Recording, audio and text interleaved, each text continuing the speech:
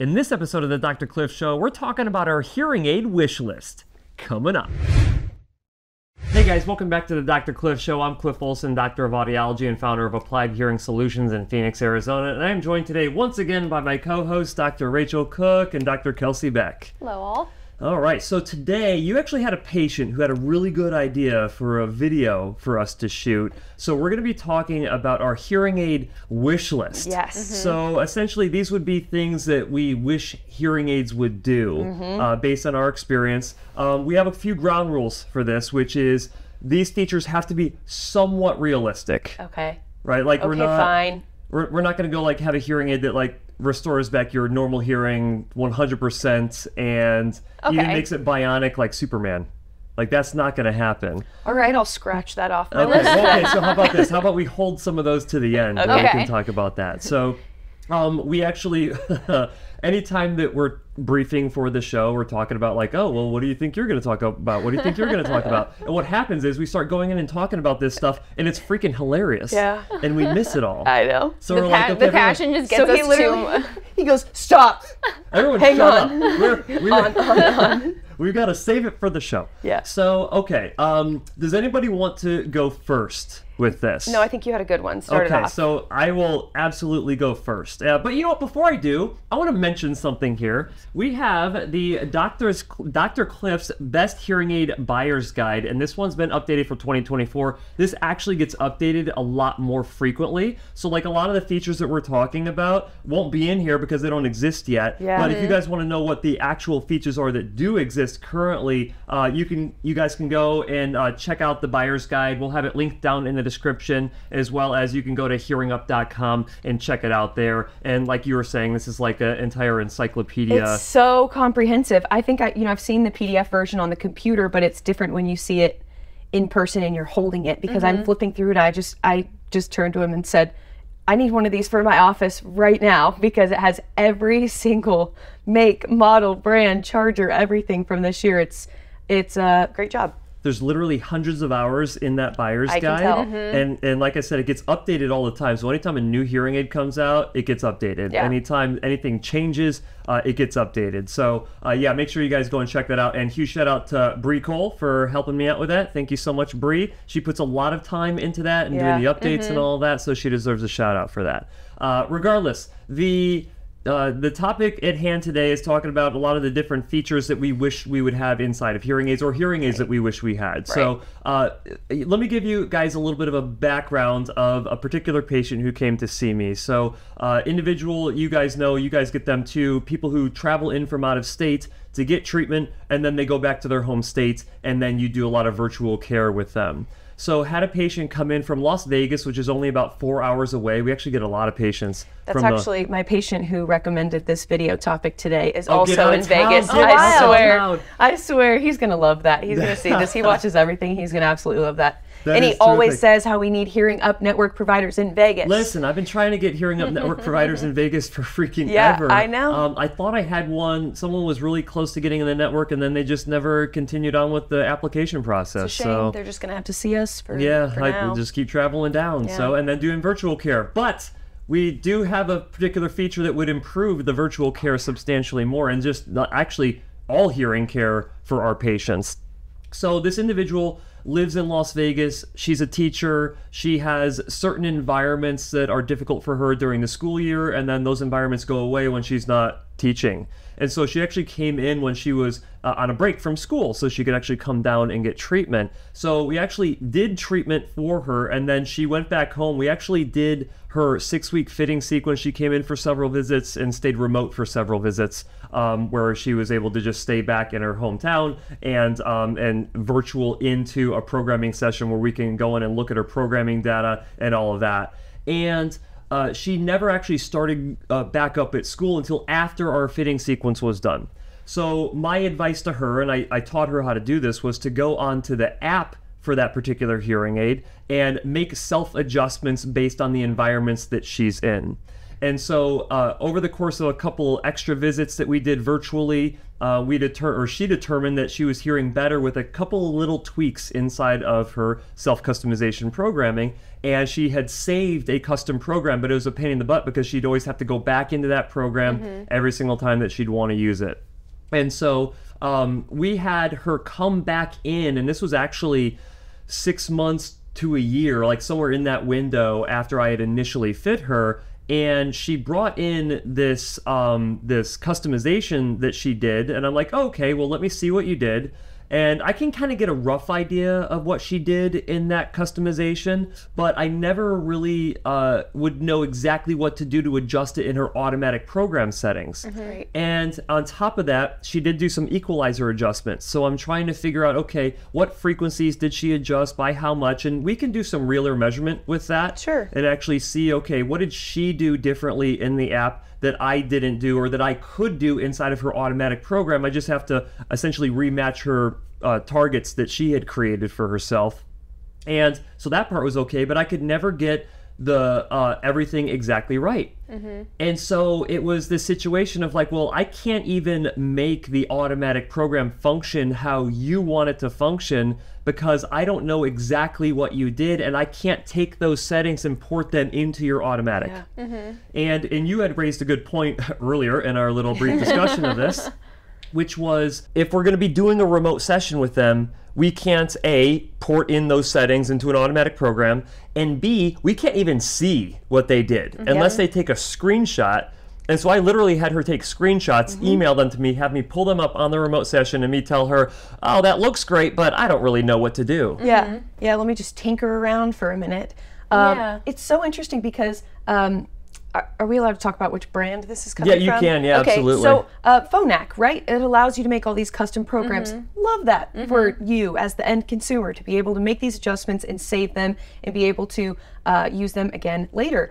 But what's amazing about Phonak is their data logging ability. We can go in, we can see how long the hearing aids have been worn for each day on average. If you're making volume adjustments, what type of programs are your hearing aids cycling through? And we can literally take, if you move your volume up 2 steps every single time you're in a background noise environment, we can see that change, and you can literally click apply adaptations to take the things that you've been doing on your side and apply them into your overall hearing aid settings. And I'm like, this is beautiful. This is wonderful. When you make your own custom program, nothing. Nothing. In fact, when we close out of the session, it will be gone forever. Yeah. You don't have it anymore. Didn't or need it that. will delete your custom program. Well, here's the thing. It doesn't actually like delete the program either. It just wipes what you the did with base of it because that setting no longer exists in the automatic program for the things that you did. Because everything's reference. based off of, so like you have your base program that you create off of. If you adjust the base program, like that custom program was all based off of the base program, which no longer is the same. Exactly, and that's why like you can't do anything about it. But I don't understand why when we hook up to someone's hearing aids, in that, like, gives us in the software a little section about the programs we've created. Why can't we just have another little section that at least shows us what you did, or like some sort of a report or something?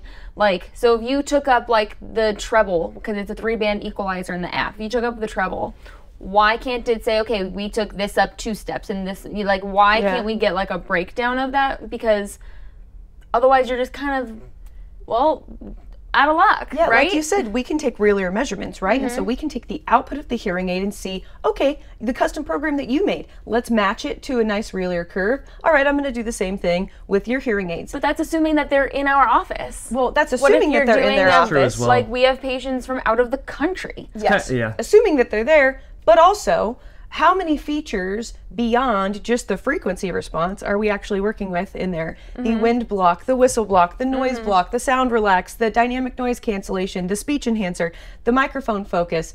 Real ear measurement isn't going to give me that. And it's going to give me an estimation of that.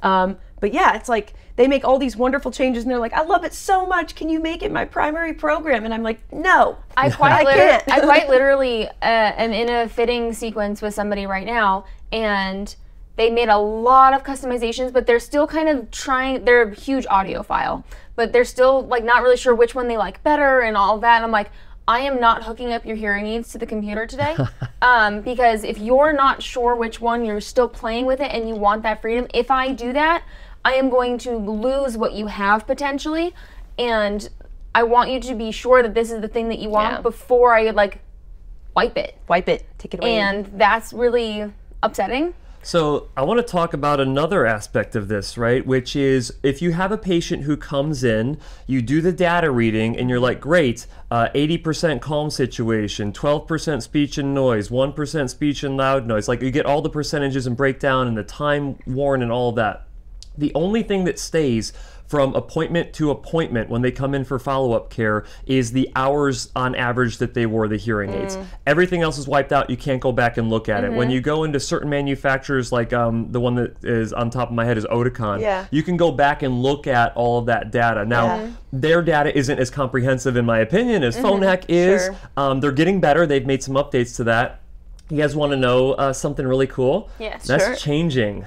So we're going to be able to have 5 sessions stored of all of the data logging data inside of Phonak. No way. Starting, do we know when? It is already happened. So then you'll be able to look at the breakdown of the different environments that they're in and how it compares to when they are traveling and in their classroom it's super noisy that they weren't in the previous 3 weeks. So their environments just changed entirely. And so then it helps us identify, oh, actually, that environment for you is not what I thought it was. It's actually this environment. Let me go in and change those settings instead. Yeah, because something like speech and noise versus comfort and noise, right? Like what background level of noise is triggering the difference between speech and noise and comfort and noise.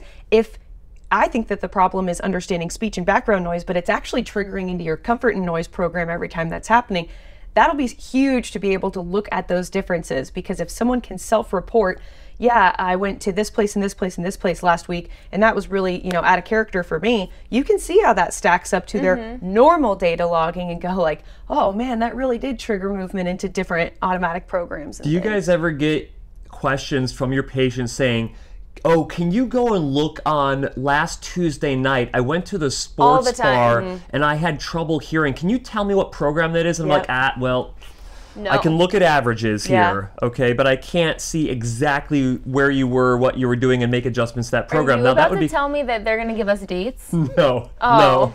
I was going to say, some of my patients would be nice. like, don't track me. Because they already ask when I have the data logging up, like, you're following me? And I'm like, wait, whoa, no, I'm not. First of all, I don't have the time. Yeah, definitely don't. Not just stopping in to be like, what's he listening to right now? Absolutely not. Do I want that feature in the future? No, I don't. I don't want that power. But I just want... I would totally take that I know power. You would. I would want just make nothing it to do with that. even more easy to identify, yep, I was there on Tuesday night. Like, okay, if you can look just like on Tuesday, right, for like, and it just tells you which programs were activated, like and morning, what they did with their afternoon, volume night. too, because they're like, oh, you're going to see that I turned the volume down a bunch, and you look at it, and you're like, it's really not down that much because it's a running average. And it was only maybe like that one time that was like this particular thing, right? So like you just don't get that. I think that'd be great. Now here's the.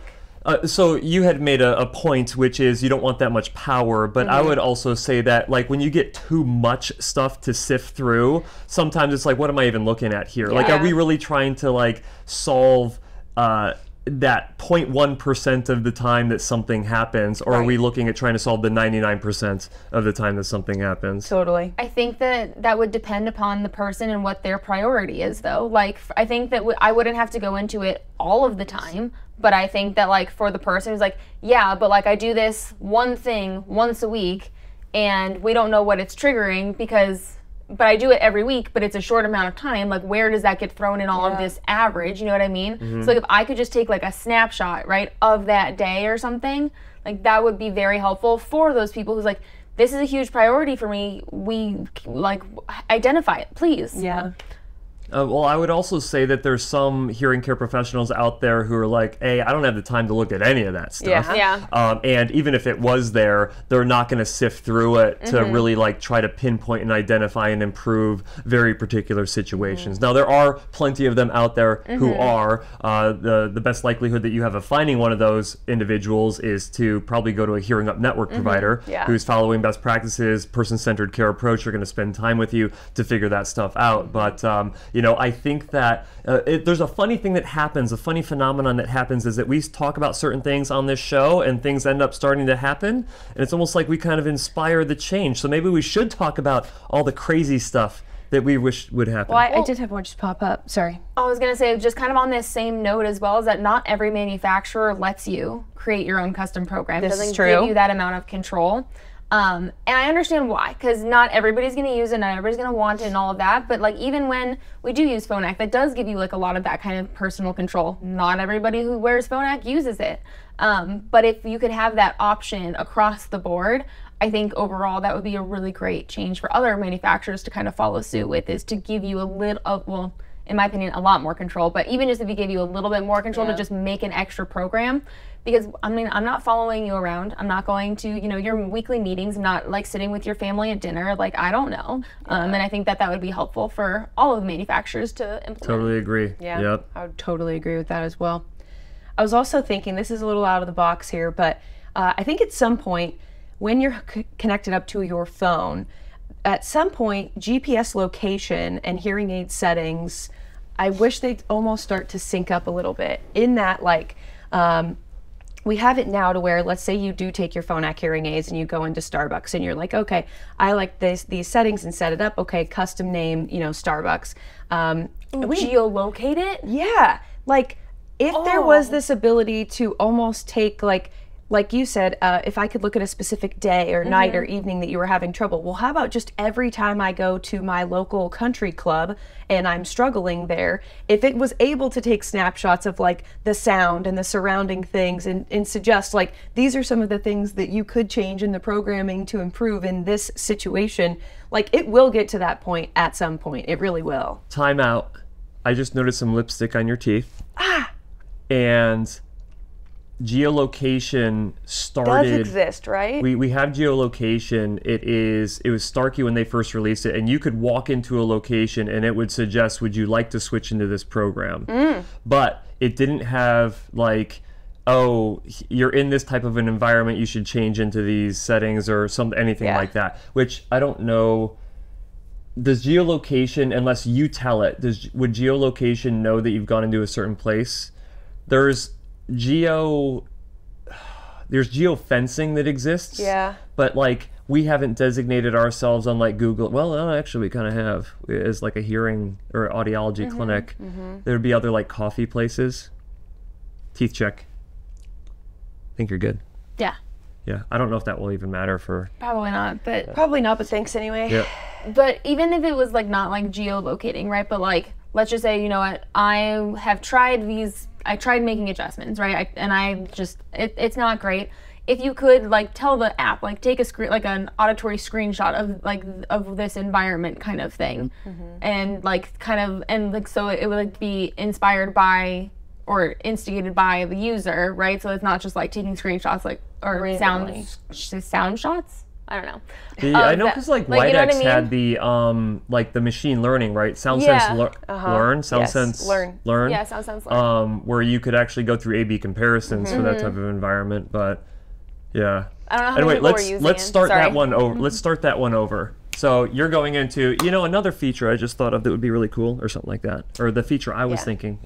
The feature that I was thinking would be pretty cool would be if there's a way to take your geolocation, right? Like your GPS data, and line it up with your hearing aid settings. So like you had said earlier, if you could take a snapshot of, you know, on Tuesday night I went to this bar and it was really difficult for me. Perhaps not in the data logging side of things, but if there is some way that your phone can hook up with your hearing aids and say like, oh, I know that you're at this place, and look at when I do a reading of the surrounding noise here, holy moly, it's loud. You know, and your hearing aids are kind of already doing that, right? Like they're assessing your environment.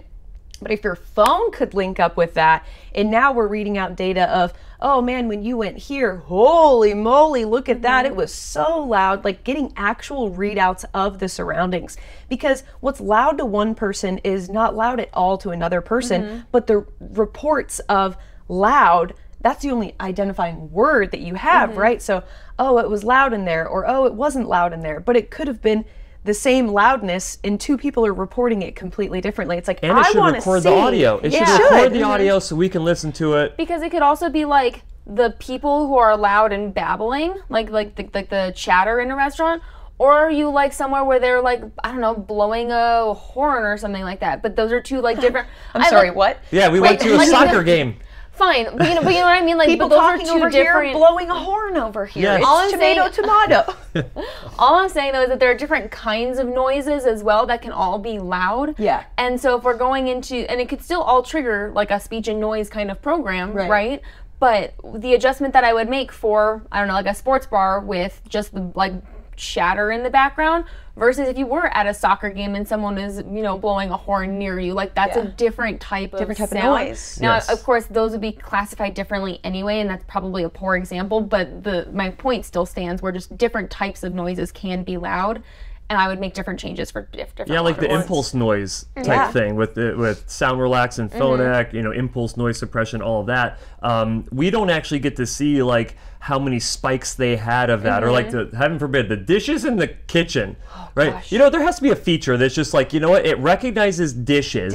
And chopping. Yeah, dishes and chopping on a cutting and then it can board. just kill that. Yeah. Goodness gracious. You That's wouldn't on think my that wish should be list. too hard. So with Oticon coming out with their second version of their deep neural network, they should have specifically did sound scenes of chopping in the kitchen and having the wife put the dishes away, because it seems to be always the guys who complain about the wives putting the dishes away, but it's never the wives complaining about the husbands, What because does that maybe tell that never you? happens. What does that tell you? I was gonna say too, like I think I've had one woman ever complain about like the sounds of the dishes. And it's usually again the men complaining about their wives putting things away, which I'm again is a watching whole TV other in the living room. It's a That's whole exactly other what it societal is. conversation for sure, but it does happen. Tune in next week. Yeah, right. Where we get into patriarchal paradigms about who puts the dishes away and chops vegetables. Oh my gosh.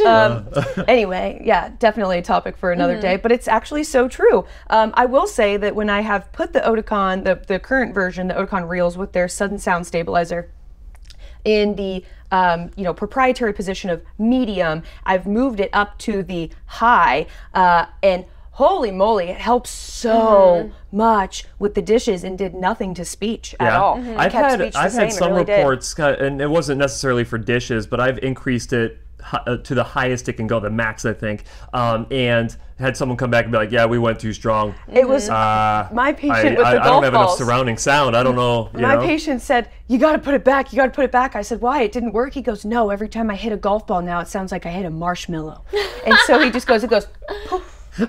And he's like, "I'm thrown off my game. You got to put it back." And I said, "Okay, unintended consequences of these cool features is that he now." actually go No, poof? he literally said, "It sounds like poof." And I went, "That's a problem. We got to go back.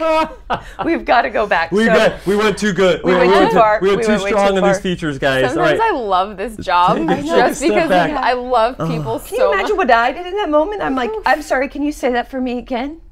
It went what? A poof. Hold on. Let me get my phone out. Yeah, no. Record. Exactly. Say that one more time. Just one more time. Can you say it right into the mic here? That makes me so happy. Loved to use that interaction for this. But that's a perfect example of a feature that if we just had a dishes toggle, oh my gosh, I'd be so happy.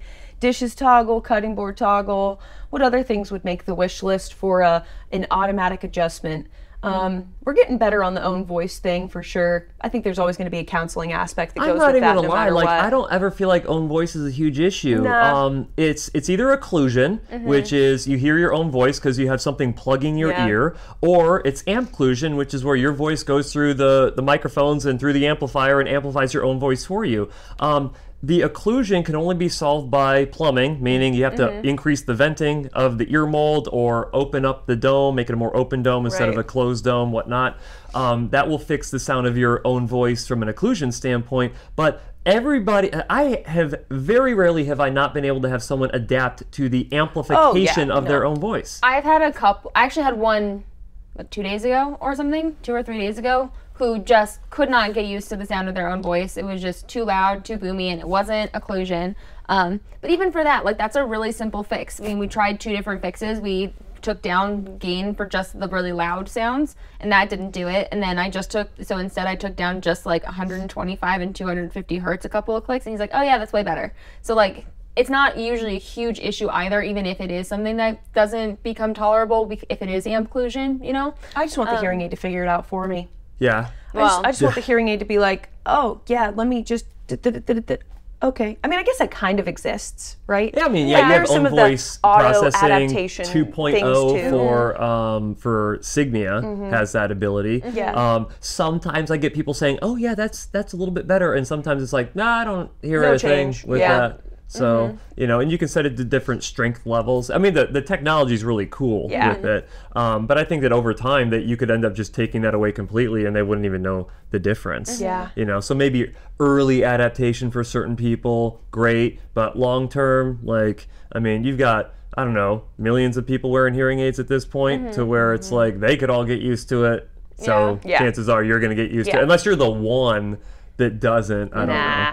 Nah, we can always get you there. Yeah. But even still, I mean, if you do have to change something, it's usually a really minor change where you're not going to lose anything by doing that, right? Sure.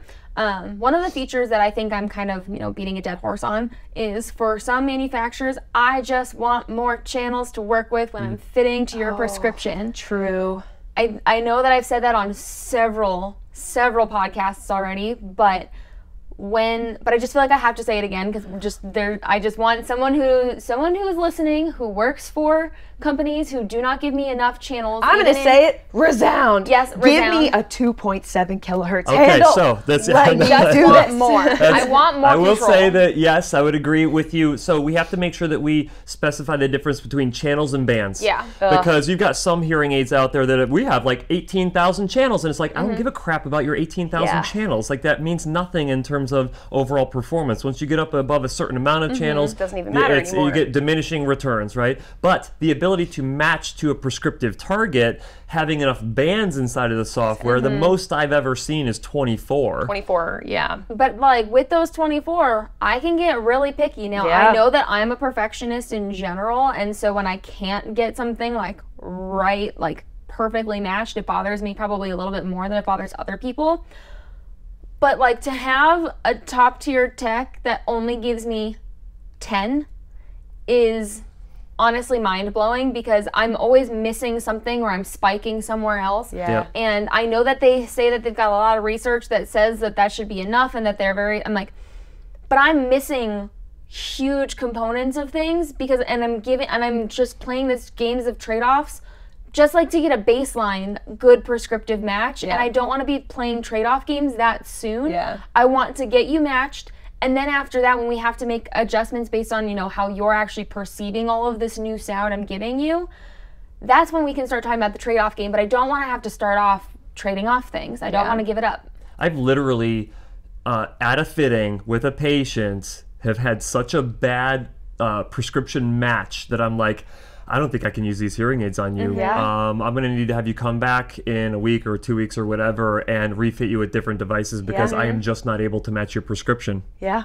And that's a crime. I like Especially if you're working with premium technology, which is like 99+% of the time that we're working with in the clinic. I will also say that I have a little bit of an axe to grind with like taking away the bands for control as you go down in tech level as well. I think that that's also really like, we give up other features like automatic processing and noise reduction, all of that as we drop in tech level 2, but like the basics of getting to your prescription, I just feel like don't we take should my be able bands. to, like we should be able to get that, You can take the noise reduction, you can take the speech focus, don't take my bands. Come on. Something I was playing with back when like a lot of this auto REM stuff was coming out, which if you guys don't know, when we do relay measurement in the clinic, it's us actually taking those bands and adjusting them to match the prescription for your hearing loss as precisely as possible. Auto REM was a system that was set up to where the relay measurement system actually does it all for you. And so it actually pairs with the manufacturer hearing aid software,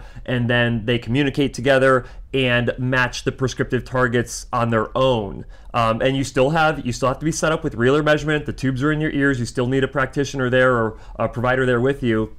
But when we were doing like lower tier levels using that, they were getting a better prescriptive match than what we could get. And I'm like, what's going on here? And so they I think for auto-rem on lower technology levels are able to match better than what we can as humans. Yeah. Yeah, well, because they're still working with the same amount of channels, probably in the background, but Separate. they don't give just us different the bands, control. Yeah. Which honestly, like, why at that point? Yeah, I don't know. And in What- fact, I've always been asking, why is there not just one, like, you guys create your hearing aid, this is all the stuff that we've created, here you go. Yeah. Rather than the higher technology levels that people are purchasing or subsidizing all the lower technology levels. Like, you should lower the price point of the top tier, and get rid of all the lower tiers and be like, here's the hearing aid tech that we have created for you. Yeah, seriously. I hear that, and like the accessibility to hearing treatment is already a challenge. Where we've seen like the creation of over-the-counter devices to try to help fill more of that gap and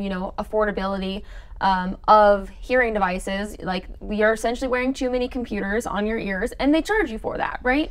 So I think that having the tech levels is great because it does make care more accessible to people who cannot afford a top tier, because what they're going to do is if they get rid of the other ones, they're going to charge, a little bit more because everybody's walking around now with premium tech, right? I don't know. I feel like it's a trade-off. Like, I get why they have tier levels. I also think that like there are just some parts of the things that they take away in tier levels, and like that one, can't we just have that one? Yeah. Most people don't realize how little the difference is between cost of goods for premium versus lower tier levels, right? The majority of the cost is the professional service that goes into it. If the cost of a lower tier hearing aid in a clinic is like massively lower, it's because that they're just deliberately taking a haircut, potentially even a loss on doing the lower tier stuff for those individuals. And when you look at the cost of, like, I don't think people realize the cost of over-the-counter hearing aids, what they were going to be. And some people are like, oh my gosh, why don't I just get like low-tier prescription devices that are much more customizable than what these things are. And on top of that, there is nobody who's selling over-the-counter hearing aids and making a profit right now. And it's because the cost of that is too low to turn a profit. Our web developer, Chris Erickson, was looking at one of the major OTC manufacturers out there and was determining that they were charging like 3 times too little the amount of money that they would need to even break even on selling their devices. So it is a complete loss game in the over-the-counter hearing aid market right now. I mean, then it's no surprise then you see big game players like Bose either dip out of the market or sell off their technology because they realize very quickly, oh my gosh, the amount of research and engineering that needs to go into creating these digital products that are highly adaptive to each one of the environments that you're in. Wow, we didn't realize that the R&D is going to be so high. This affordable product that we just put out, now we're not turning a profit at all. It's definitely no shock that we see them just say, I can't hang here anymore, gotta go. Well, and I think too, like what we talk about a lot is that like you could buy the best hearing aids that exist anywhere, but if you don't set them up the right way, they're really no good or of no value to somebody. And so to try to create the over-the-counters, I mean, we sort of talked about it even, before they, really started coming out and were available for purchase. I mean, if you don't set them up the right way, you might get some benefit, but people are like, well, if I'm going to spend roughly the same amount of money on these that I would on like a low tier prescriptive device, but they're going to get set up the right way, right? I mean, you're going to get more benefit that way than shooting in the dark, guessing with the OTC, like you're self-fitting. Like, and so I think that the companies are also realizing that aspect of it as well, is that like, even though they've been telling, people for years that audiologists are a scam, right? Which is literally my least favorite thing. Of course it is. Right? Some of them are. Some of them are, but I think that these companies that were making these OTCs are realizing, we might have been wrong about this too. We may have misjudged that. Yeah, and I just think that, it's a money game out there right now. I'm sorry, but if you want to bring new products to market, you want to offer a disruptive technology, you have have to make something that you can profit off of. Yep. If you don't, it goes away, and then nobody gets the benefit anyway. So it really, and we could have another discussion on this, talking about like the state of just healthcare in general in the United States we were just that doing it has yesterday created in the an lunchroom. environment like this. Yeah. Because we have been forced as a clinic to be private pay. Yeah. Because if we want to offer a high level of care, we cannot participate in insurances. But if insurances were actually there to do the right thing, in my opinion, we wouldn't have this problem. Like the whole thing with the federal employee program, the $2,500 that they get, they can't even come to our clinic to use that $2,500. They're forcing them to go to other places who are in network with them, who are literally like, great, $2,500, let's get you in, get you out. That's easy money, right? Oh yeah. So I don't know. That's maybe we can talk about other changes, wish list stuff. Exactly. Audiology and hearing aid space wish list. That's right. Because I know what I want out of hearing aids right now, and it'd be, well, I don't want to say it'd be easy to do, because if it was, they'd do it. But man, can I just have everything in battery and rechargeable, please? At the same time. Can you just put the products out in a rechargeable format and a battery powered format and make them available on the same day? Yeah, I see. Please. I thought for a second you were advocating for Z-Power back. Yeah, if they could make it better, then I would. So if can they you improve explain that? Yeah, so Z-Power hearing aids were just a little glimmer, a little snapshot of hearing aid technology that existed, 2017, 2018 ballpark-ish area, where you could have a rechargeable battery, and it was also fit in a way to where that battery door would open up. You could remove this rechargeable battery and you could replace it with a disposable battery. And so if your rechargeable battery ran out, which at the time the rechargeable batteries were a little crappier than they are now, and so they lasted not as long, if you really got in a pickle where you hit the end of the day, you run out of battery, but you're like, oh my gosh, I still have to keep going, you could switch your rechargeable battery out for a disposable battery, and boom, you're powered up and ready to go again. It failed miserably because the technology was not very robust. All the companies that put out Z-Power products immediately went, oh my gosh, sorry about that. Let's give you... Did they say sorry? Sorry in the way of, we will switch you out to our newest and latest and greatest, which is that's better than a sorry. only rechargeable or disposable. You don't have the option to switch between the two anymore. There's still some people out there who are in Z-Power hearing aids, but they're dwindling day by day because you can no longer buy the Z-Power batteries as a consumer without spending an arm and a leg on eBay from some random retailer.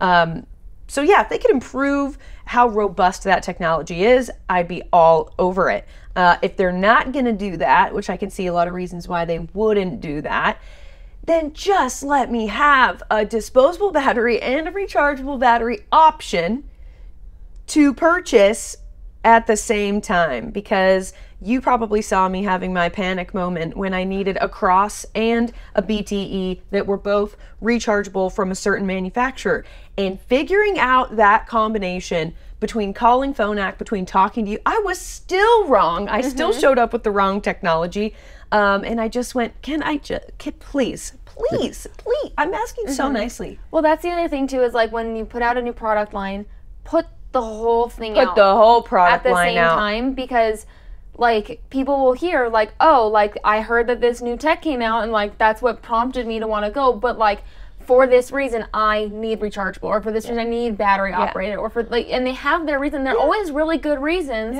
but they're like, well, the new technology is the reason that I wanted it. Yeah, and I just want it in the ear, and I'm like, oh, but sorry, it doesn't exist in the ear.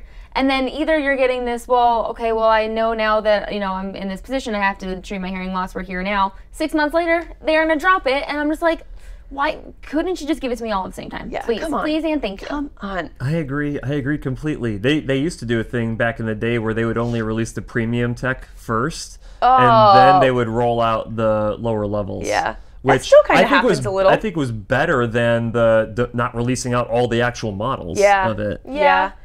I mean, I totally agree with that. If you want to say like, oh, it is a premium product and you get access to it a little bit earlier than the lower tech levels, like we still see a little bit of that. Like I think Signia offhand is the one that will release like 7, 3, and 5, like their premium, advanced, and then their 1 and 2, which are their lower models, typically tend to follow after within like a 6-month to 12-month period. Yeah, just put all the models out. Like you don't have to put everything out, but if you're gonna put a rechargeable RIC out, I just want the battery operated RIC out at the same time. Do you demand they do custom product at the same time as the new platform? I don't demand it, but if they want me to love them and talk about them very, very nicely and just with really grateful and appreciative eyes, they should. Do they realize how much I'd hype them up if they did? Right. Instead, we're in there being like, I'm sorry, Mr. Jones, but this stupid manufacturer didn't freaking release literally, I've said that about 3 times this week. But that's the thing, like, again, like, do they have to do, like, the RICs, the BTEs, and the customs all at the same time? They should. They should, because that's the thing, again, like, people hear, like, oh, there's a new hearing aid, right? Or we talk about something, or like, oh yeah, but like you need an in the ear for X, Y, and Z reasons. Like, oh, but again, you have to go back a generation or even 2 generations at a certain point. Every time I have to do that, I feel like I go like, but not for you. Yeah. Like, I just need this. Doesn't exist. Like, I'm like, I'm tired of being I guess like, that's kind of the whole point of this show is like, you know what we really need? Oh, doesn't exist yet. We don't have it. Right, and now that so there's something right on the horizon, which is and we were all here for this, the XMEMS silicon solid state speaker technology that's going to give us to a higher frequency bandwidth that actually gets you gain. Because like you were talking about, Dr. Beck, is that we have potentially some hearing aids that have a higher amount of bands that go up to 10,000 hertz, and it doesn't matter because you're never going to hit a 10,000 hertz target, right? With what we've got You're not going to right get enough gain at that frequency range. So it's just marketing hype, guys. Just remember that for a lot of this stuff, me being a marketer, hello. So if we had speaker technology that used this silicon material, we would be able to get more gain, smoother frequency response, and get it at a lower bandwidth and a higher bandwidth at the same time. I think I said that wrong. Get it at a lower frequency range and a higher frequency range at the same time, so the bandwidth is bigger. Right. That combined with your idea of having more adjustment bands and more precise adjustment bands inside of the programming software would definitely allow us to treat hearing loss better. And that's another thing. It's like we're just not there yet. But it's coming. It's coming, and that we know is coming. It's just a matter of time before that hits. And I don't know if it'll be 2024, 2025, 2026. Seems like, people are more focused on getting the Bluetooth coming out than they are making the sound quality better. But that's okay. If I had to say the one thing that's ridiculous that would probably never happen is using video combined with audio to separate speech from noise better. Oh. So, you know how humans will use visual cues in background noise that will substantially improve, even people with normal hearing will substantially improve their ability to understand speech and background noise. You're telling me that you couldn't train artificial intelligence to recognize different visual movements of the mouth and help that to separate what they want out of the background noise for the user? So you're saying little mini camera or eyeglass technology that connects pairs with the hearing aids or a pendant that you wear, I don't know, something, right? That could actually do that. Or your phone that you set down on the table that actually has a camera that's oriented in a particular way to capture that. And literally 3 or 4 years ago, there was a post by Google using Google AI that was doing this. So it exists. It just doesn't exist inside of hearing aids. And actually, I'll try to link that video in the description of this one. But when you watch it and you listen to the audio only versus the audio and video version, you're like, holy crap. That would be unbelievable. I don't know what the signal to noise ratio improvement is of that, but it would be ridiculously huge. That would be cool. It's interesting you say that too, because I'm trying to think of how that would function, because I think if you start adding too many things to hearing aids, if you have to wear glasses or a pendant or you set up your phone in a particular way, I think that gets really hard to teach someone how to do. So the logical solution then is to put like a camera or something on the hearing aids, making sure that we're also then teaching people how to clean their hearing aids effectively and impressing upon them the importance of doing that. Because I mean, I've seen some hearing aids that need some cleaning in my day, and I've not been at this as long as you both have, so. Oh yeah, we see them. It's kind of, when we think of, we have the ability to actually do a good job of separating speech from noise, but people are not willing to quote unquote inconvenience the person that they're with to have them wear a remote microphone, which would dramatically, like, the problem's already solved, but people just don't want to do what the solution is, right? Or a table microphone, or a pointing microphone. Anything that would come across as being like, whoa, what are you doing right now? Or you have multiple people in your area and you don't want to clip a microphone on every single one of them, or can't clip a microphone on every single one of them. Having the ability to inconspicuously set your phone down, or have a hearing aid with a camera on it, or you're just wearing glasses, even if you don't need a prescription, you wear glasses that have a little tiny camera right here, which that technology already exists, by the way. To actually, and then you just train an AI to determine, okay, what mouth movement is associated with, or what word is associated with that mouth movement. And then through the acoustic, like what's being picked up auditorily, it's like, oh, we can see the frequency response of that and actually pull that out of the signal and reduce everything else. Man, it's like we got really good ideas. Yeah, well, really I stole it from Google, but I just feel like I want to take it and put it in a hearing aid. Yeah, absolutely. Yeah. You mentioned Bluetooth a bit ago, so I'm kind of changing gears here. But another feature that I think would be really great is like if we could just figure out the stability of Bluetooth. Oh, please. Like, I mean, it sounds like we're getting close there. Yeah. But holy moly. App connectivity in general. Can you guys just give the viewers an understanding of like the issues that you typically see, and maybe a patient that you've had that's been really pissed off because of it? Yeah, I mean, it kind of comes up all the time. Yeah. The hearing aids are designed to connect with apps on the smartphones, and they're either going to connect through, Apple's inherent, like made for iPhone Bluetooth streaming technology. I believe it's 900 megahertz type of technology there. Or they're going to hook up through the low energy audio connection with that Phonak has. Not even low energy audio. I can't say that now because Bluetooth low energy. Bluetooth low energy. Yeah, not to be confused with low energy audio. Or LE audio Bluetooth. LE audio Bluetooth that'll be coming out. I'm like, you guys really. We need some different naming. We really couldn't have made this any different from one another.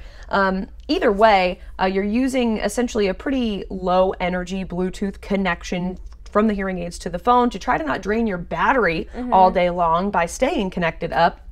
But what we find is that stability of that connection is poor, and that individuals try to hook their hearing aids up to the app on their phone, disconnected, can't connect. Maybe one's connected, the other isn't connected, and having to teach like how to do like a force quit of all of the apps, and that's usually pretty challenging to teach someone how to do if they don't already know how to do it.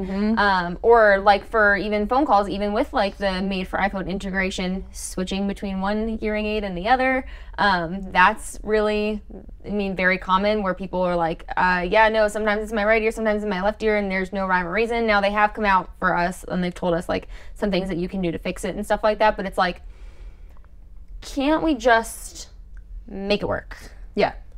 Just make it work. Just first try. Just whoop, it's here funny you go. when I do new hearing aid reviews, I'm constantly battling like, how does this really going to interact with my phone? I go to the gym and I'm like, oh well, if I can't lay my phone down flat because that kills the Bluetooth signal, or I'm trying to get. I remember this distinctly with the Starkey Genesis AI hearing aids, which was like, I have a Samsung phone that I'm doing this part of the review with, because I also have an iPhone that I do part of the review with.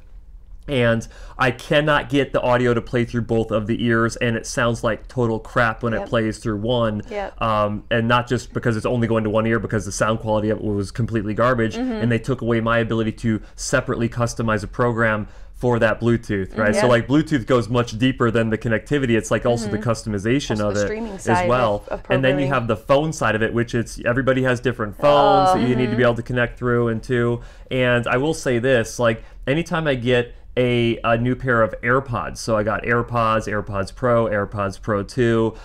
When I first get them and connect them, it's like everything's so seamless. Yeah. And then as time goes on, it's like, now I got to go back into the Bluetooth thing, select the one that I want because it keeps going to my vehicle instead. It just becomes a kind of a pain in the butt. Yeah. And it's fine for someone who is like really tech savvy and who works with hearing aids all the time and we can figure it out, right? But for the average person who just wants it to work, like it's just not there yet. Oh yeah, no, it's definitely not there yet. I spend a considerable amount of my time playing IT, truthfully, of just phones hooking up to hearing aids. And with the, the AirPods thing, right? Like, I haven't run into that with too many issues of them not hooking up appropriately, but I only have one set and I'm not really Bluetooth connected to anything else. And like, I open up my Spotify app at the gym. I put my headphones in my ears. I don't have the sound cut out. I walk 70 feet away to the towel rack over there and my phone's over here. It's still hooked up. I walk all of the way back and then change the song and I'm like, okay, the technology exists to be robust. It's there because I had it. Why can't I have it in a hearing aid? Please. We also, so I had a patient who came down from Canada for the purpose of getting fit with hearing aids that could switch back and forth between multiple devices so he didn't have to turn off Bluetooth, turn on Bluetooth, all of that. Comes in, we fit him, dude's hearing great.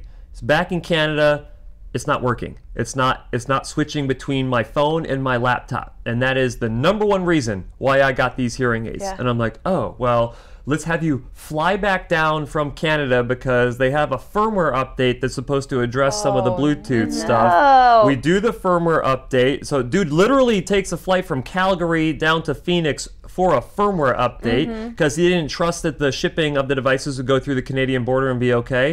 And it comes down, gets it done. It's working in the office. Boom, boom, boom, going back and forth. We're good. Goes home, stops working again.